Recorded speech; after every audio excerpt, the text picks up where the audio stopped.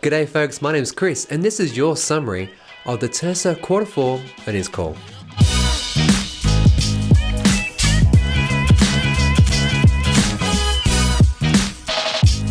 Year-on-year massive growth was seen in 2018 with production output equating to all of Tesla's total lifespan. They anticipate the deliveries will be 50% higher this year, even if a recession hits. And Elon kicked off by noting that in the US, Tesla now makes up 80% of that marketplace. It's pretty impressive.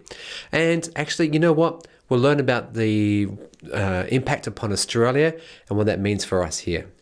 Operating cash flow less capex improved from Q3 to $910 million in Q4. Cash and cash equivalents was $3.7 billion, and that is an increase of $718 million. That's quite a lot, so they're going to be able to settle their federal bond quite easily. And compared to like Q3 rather, it's $414 million. So the margins were 5.7% and the demand is strong and they're forecasting like 500,000 cars in the next year. Model 3 gross margins remain stable at around about 20%. So service improvements with 27 new service locations added, now at 378 worldwide at the end of the quarter. The largely electrified mobile service fleet continued to grow further with 411 service cars, and that's like 85% growth year on year. And they'll continue with more mobile service and stations and more service centers. And they'll actually better stock them in future so that if you do need something repaired, it will happen quicker.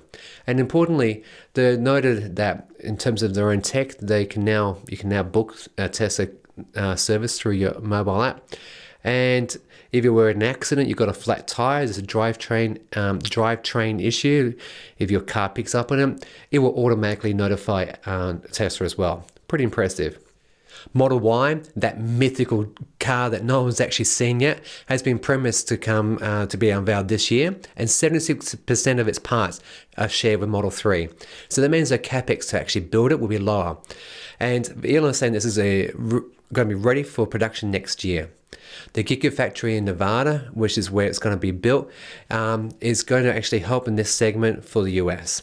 The Gigafactory 3, on the other hand, is under construction now and will actually be ready to start production by the end of this year. And so much so that he actually thinks it'll be able to output at least 3,000 Model 3s per week, achieving the total production of 10,000 vehicles per week for Model 3. So asked by one of the callers about the dispersion of international deliveries, Elon and Deepak Arju, the CFO, they reiterated that Europe and Asia are coming online, but in the actual news release, they stated China, and nowhere does it suggest Australia, except for the battery bits. So more on this very soon. Now, where was I? The Gigafactory 3. So JP Morgan asked how they're going to be paying for it. And the land is on lease, so they've already factored that into their current costs, but the building and its contents will be paid and owned by Tesla. So the plan for funding from local China banks will occur with very attractive rates. And they anticipate the total cost to be about $500 million, which is significantly cheaper than doing it elsewhere in the world, right? Later, it was revealed that the batteries that they're going to be using will actually be sourced locally. So I'm curious about, given Panasonic's long-standing arrangement with Tesla and the recent announcement of partnering with Toyota, maybe this is going to be an inferior product. And it worries me, as the tech that Panasonic and Tesla have developed is actually class leading and has very little degradation compared to others in this market space. Asked about the entry-level Model 3, the $35,000 thing, they suggested it might be available from the middle of this year and that they're working hard on to get the costs down and maintain the margins. Challenged about whether or not the margins are because of the technology or the HR or just the capex, and essentially they basically all said that no, it's about getting the price of the kilowatt down, which again they were asked about and they said no, I'm not going to answer that. That's intellectual property that we're going to keep quite close to our chest. So it's encouraging that they are still actually getting some gains in this area. They're talking about getting full autonomous out by the end of this year. It's not happy that it's at like what he's suggesting is 98% at the moment, and he really wants to get 99.9%. So traffic lights, stop signals, navigating through complex multi-story malls, these are things that need to overcome, and starting next month, you'll start to see the updated feature for this with the advanced summon, the semi-trailer update about that, and Tesla's quite clearly stated that they're only just working on it for themselves at the moment, and the pickup truck, they might be able to unveil it like this July. Supercharging update, they've now opened 293 superchargers in 2018.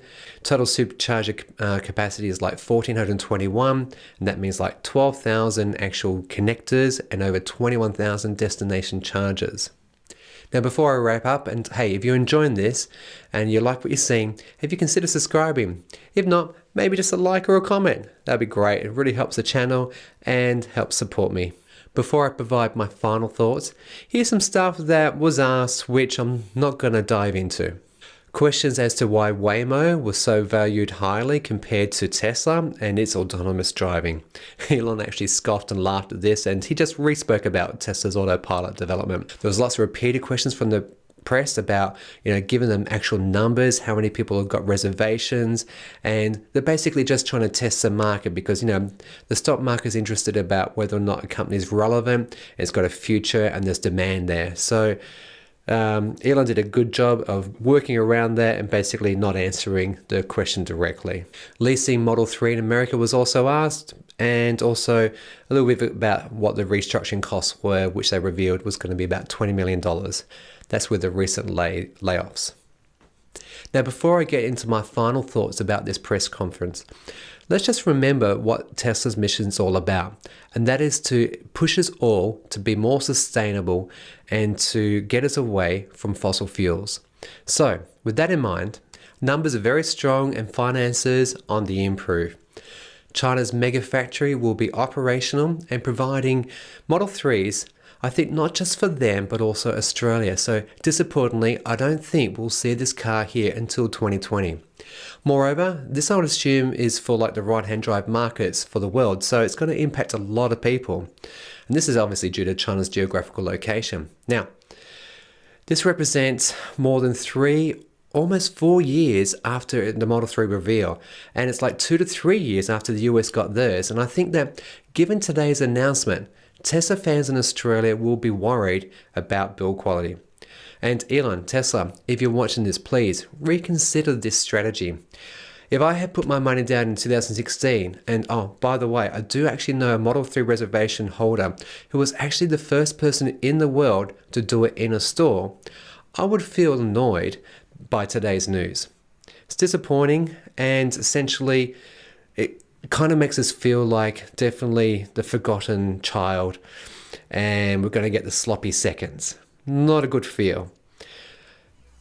Hope you've enjoyed today's video, and I'm sorry to finish on such a downer. Next one will be on my weekly wrap up of the renewable technology market within Australia.